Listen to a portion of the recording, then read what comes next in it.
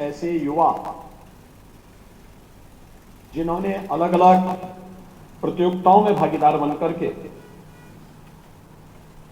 आज यहां पर देश की किसी भी राज्य की सबसे बड़ी विधायिका में इस चर्चा का हिस्सा बनने के लिए आप आए हैं, कि सबसे पहले आपके लिए गौरव की बात होनी चाहिए। और इस गौरवपूर्ण क्षण के अवसर पर मैं उत्तर प्रदेश वासियों की ओर से आप सबको यहां पर चयन के लिए बधाई देता हूं और यहां के इस डिबेट का हिस्सा बनने के लिए हृदय से अभिनंदन भी करता हूं। भारत ने लोकतंत्र के जिस विधा को अपनाया है वह संसदीय लोकतंत्र है। इसके 3 पिलर हैं, विधायिका है, कार्यपालिका है और न्यायपालिका। ये 3 पिलर से ही देश की सारी व्यवस्थाओं का संचालन होता है। विधायिका वो मंच है जहां पर जनता के द्वारा चुने गए जनप्रतिनिधि नीति बनाने का काम करते हैं। उसकी चर्चा का विषय मंच ये होता है। देश के अलग अलग पृष्ठभूमि से जुड़े हुए जनप्रतिनिधि या राज्य के अंदर राज्य के अलग अलग क्षेत्रों से चुने गए जनप्रतिनिधि अपनी बातों को यहां पर रखते हैं। उसके लिए भी जो सत्र चलेंगे उसमें आपको मालूम होगा कि जो भी माननीय सदस्य है वहां पर आता है वह नियम के अंतर्गत ही अपनी बात को रख सकता है। उसके लिए भी अलग अलग नियम के अंतर्गत अलग अलग समय निर्धारित होता है प्रतिदिन का। उन मुद्दों को उन्हीं नियमों के अंतर्गत आपको विधानमंडल के सदन में प्रस्तुत करना है।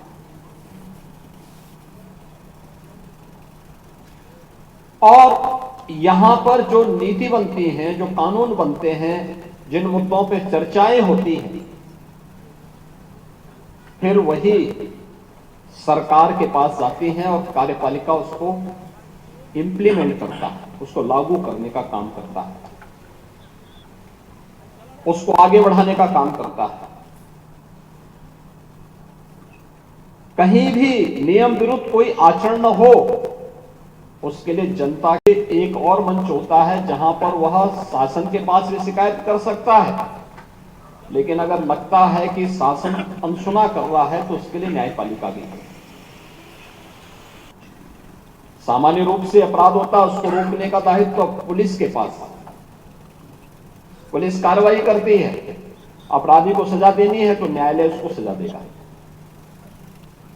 सामान्यतः कोई व्यक्ति अपनी कंप्लेंट किसी भी पुलिस अधिकारी के पास थाने से लेकर के और प्रदेश स्तर पर उस प्रकार की व्यवस्था की गई है, या एक लेखपाल से लेकर के मुख्य सचिव के स्तर तक एक प्रशासनिक तंत्र जनता की सेवा में लगा रहता है। इस सब के बावजूद अगर कहीं पर किसी को लगता है कि नहीं उसकी प्रॉपर सुनवाई नहीं हो रही है, वह जनप्रतिनिधियों के पास जाता है। वह भी उनके बारे में बोलता है कि भी नियम के अनुसार इसमें कार्रवाई होनी चाहिए।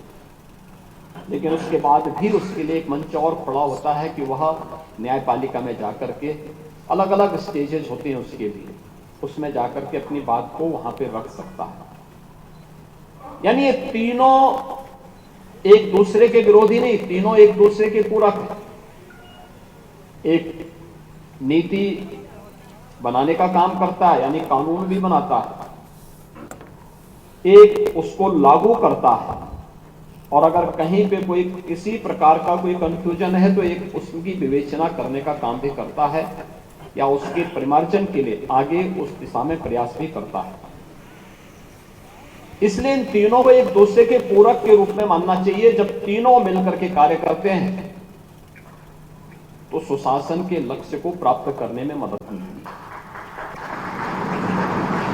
और इसीलिए युवा संसद का उद्देश्य भी है ये नहीं कि आप केवल हर व्यक्ति केवल आज से शुरू कर दे कि अब तो मुझे नेता ही बनना है। नेता का मतलब एक नेतृत्व का गुण आपके मन में विकसित होना चाहिए जीवन के किसी भी क्षेत्र में। आप विधायिका के माध्यम से, आप कार्यपालिका के किसी तंत्र के रूप में भी काम कर सकते हैं।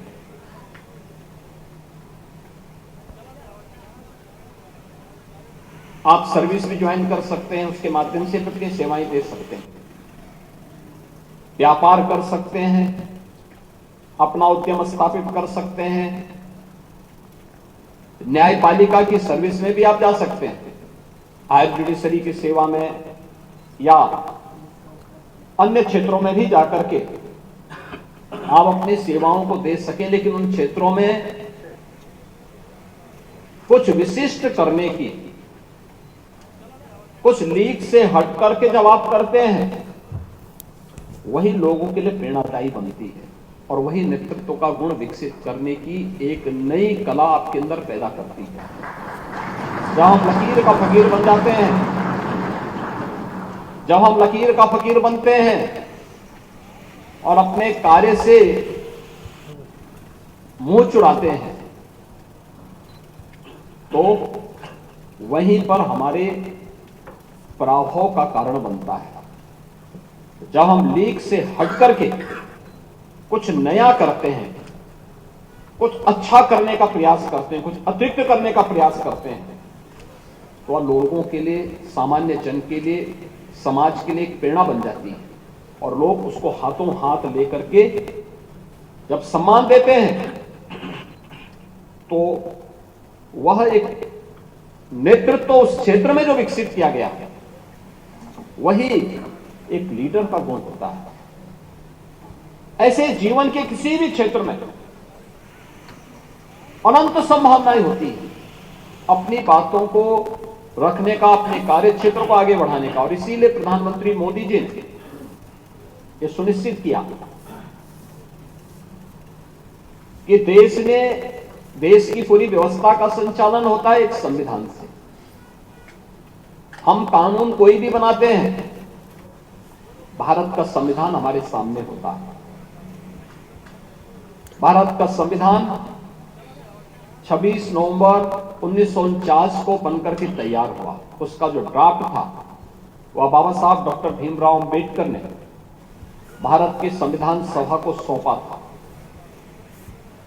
और प्रधानमंत्री मोदी जी ने 26 नवंबर 2015 से इस तिथि को संविधान दिवस के रूप में मनाने के कार्यक्रम को आगे बढ़ाया। इसके पीछे का भाव ही था, इसके पीछे का भाव ही यही था कि हम लोग अपने संविधान निर्माताओं के प्रति कृतज्ञता ज्ञापित कर सके। कृतज्ञता इस बात के लिए ज्ञापित कर सके कि इन्होंने भारत का संविधान हमें दिया जो भारत की 25 यानी देश की 140 करोड़ लोगों को पूरे भारत के अंदर बिना किसी भेदभाव के मताधिकार के उपयोग की ताकत देता है, बिना भेदभाव के हर एक व्यवस्था के साथ जुड़ने का पूरा अवसर देता है। लेकिन एक नागरिक के रूप में हमारा दायित्व क्या है? अक्सर होता था और एक समय ट्रेंड भी चला देश के अंदर बहुत ज्यादा कि हमारी मांगे पूरी हो चाहे जो मजबूरी हो। उसके दुष्परिणाम लोगों ने देखे। बहुत सारे राज्य तबाह हो गए। आर्थिक रूप से जो देश के कभी समृद्ध राज्य माने जाते थे कंगाल हो गए। बहुत सारे नगर ऐसे थे जो देश के अंदर अपनी आर्थिक समृद्धि के लिए जाने जाते थे, वे पूरी तरह अस्तित्व से जूझते हुए दिखाई दे रहे थे। और इसीलिए केवल अधिकारों की बात नहीं बल्कि भारत का संविधान अगर हमें मौलिक अधिकार देता है तो हमें हमारे मूल कर्तव्यों के प्रति भी एहसास कराता है। और उन मूल कर्तव्यों के प्रति एहसास कराने के लिए आजादी के अमृत महोत्सव वर्ष में प्रधानमंत्री मोदी जी ने देशवासियों के सामने रखा था, एक विजन रखा था, एक विजन डॉक्यूमेंट 25 वर्ष का, कि देश जब 2047 में अपनी आजादी का शताब्दी महोत्सव मना रहा होगा, 100 साल की यात्रा अपनी पूरी कर रहा होगा आजादी की, तब कैसा भारत चाहिए? तब कैसा भारत चाहिए? एक विकसित भारत। विकसित भारत की उस परिकल्पना को साकार करने के लिए हमारे स्तर पर क्या प्रयास होने चाहिए? हमारे स्तर पर प्रयास होने हैं हर नागरिक के लिए पंच प्रण की बात प्रधानमंत्री मोदी जी ने की, और ये पंच प्रण ही जिसमें विरासत के सम्मान से लेकर के अपने अपने कर्तव्यों के निर्वहन करने तक अलग अलग क्षेत्र से जुड़े हुए कार्यों को, किसी के साथ भेदभाव नहीं करना है, अपने विरासत का सम्मान करना है, अपने कर्तव्यों का पालन करना है। अलग अलग क्षेत्र में जो 5 प्रण प्रधानमंत्री मोदी जी ने आजादी के अमृत महोत्सव वर्ष में देशवासियों को दिलाए थे, वे पंच प्रण इसके आधार बनेंगे। और उस पंच प्रण की आधारशिला को आगे बढ़ाने के लिए युवा शक्ति को हमें जागरूक करना होगा, क्योंकि जब ये देश अपनी आजादी का अमृत महोत्सव में वर्ष मना रहा होगा, तब आपकी उम्र वह होगी जो आज हमारी उम्र है। उन स्थितियों में आपके हाथों में नेतृत्व होगा, जीवन के अलग अलग क्षेत्र का नेतृत्व होगा। कोई विधायिका के माध्यम से होगा, कोई कार्यपालिका के माध्यम से होगा, कोई न्यायपालिका के माध्यम से होगा। किसी के पास जीवन के अलग अलग क्षेत्र में नेतृत्व के गुण विकसित हो रहे होंगे। और याद रखना, नेतृत्व का गुण विकसित होने के लिए व्यक्ति का आचरण और उसका विचार, ये दोनों बहुत मायने रखता है। आचार और विचार में समन्वय व्यक्ति को हमेशा एक नई ऊंचाई को आगे ले चलने के लिए प्रेरित करता है। जब दोनों में विषमता होती है, वह जन विश्वास का प्रतीक नहीं होता। हमारा विचार सबसे पहले ऐसे होना चाहिए, किसी भी व्यक्ति के बारे में जानकारी लेनी हो, उसकी पृष्ठभूमि के बारे में जानकारी लेनी हो, उसका विचार आपको बता देगा। उसके विचार कैसे हैं, उसका आचरण बता देगा। इसमें समन्वय व्यक्ति को अंतःकरण से करना होगा। लेकिन आपका व्यवहार कैसे होना चाहिए समाज के प्रति, यह आपकी पृष्ठभूमि के बारे में बता देता है। एक छोटी सी कथा या आती, एक जंगल में एक दृष्टिबाधित व्यक्ति रहता था। वो जंगल में बैठ करके साधना कर रहा था।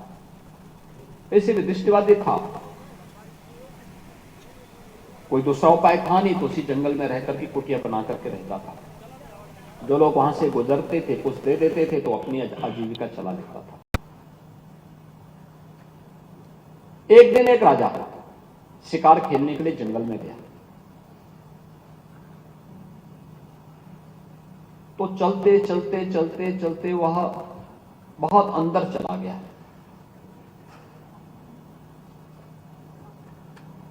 एक मृग का पीछे करते करते वह जब अंदर गया, जंगल में भटक गया। राजा ने अपने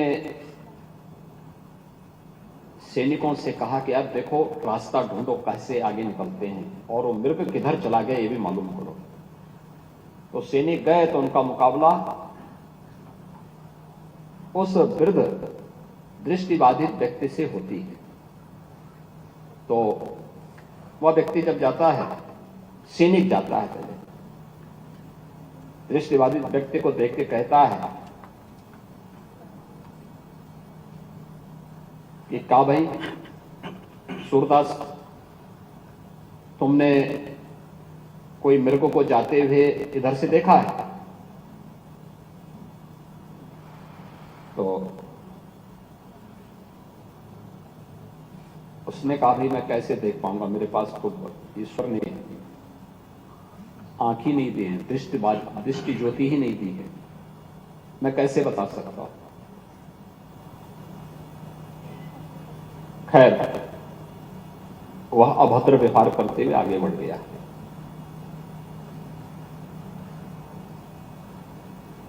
कुछ देर के बाद राजा का मंत्री उधर से गुजरा। राजा का मंत्री उधर से गुजरा तो उन्होंने उससे सिपाही की तुलना में थोड़ी शालीनता के साथ बात कही। कहा कि सूरदास जी, आपने यहां से किसी व्यक्ति को या किसी उसको गुजरते हुए देखा है? उसने फिर वही नकारात्मक जवाब दिया। कहा कि भी मुझे तो दृष्टि ही नहीं दी गई है, तो मैं कैसे देख पाऊं।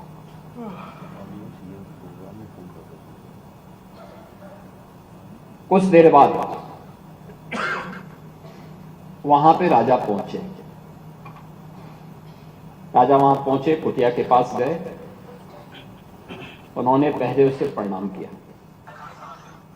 प्रणाम करने के बाद उन्होंने उसको बड़ी शालीनता के साथ कहा बाबा जी, आप यहां कब से रहते हैं और यहां कैसे आपकी आजीविका चलती है?